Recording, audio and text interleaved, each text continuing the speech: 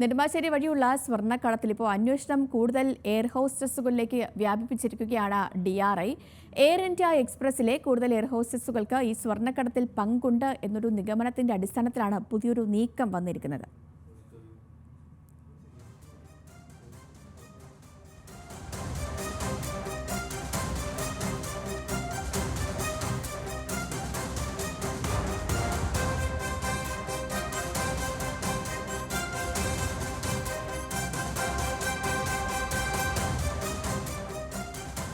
സഹിൻ ആന്റണി ചേരുന്നു കൂടുതൽ വിവരങ്ങളുമായിട്ട്. Sahin, good morning.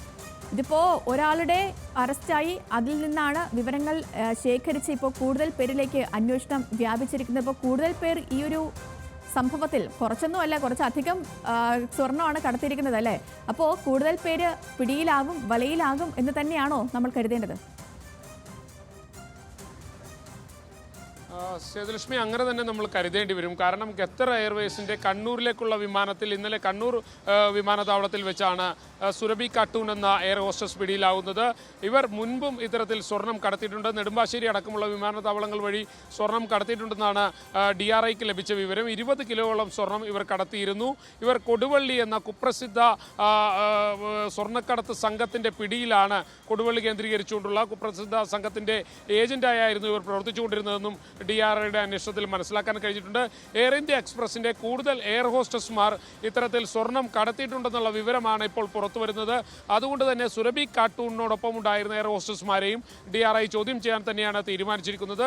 കൂടുതൽ എയർ ഹോസ്റ്റസ്മാരിലേക്ക് അന്വേഷണം നീളുന്നു എന്നുള്ളതിൻ്റെ ഒരു സൂചനയായി തന്നെ ഇതിനെ കരുതേണ്ടതായും വരും.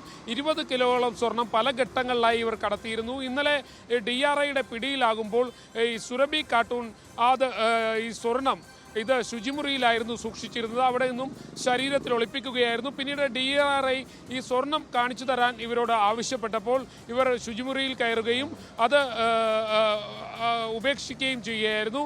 പിന്നീട് DRI ഈ സ്വർണം കണ്ടെത്തുകയും ചെയ്തു.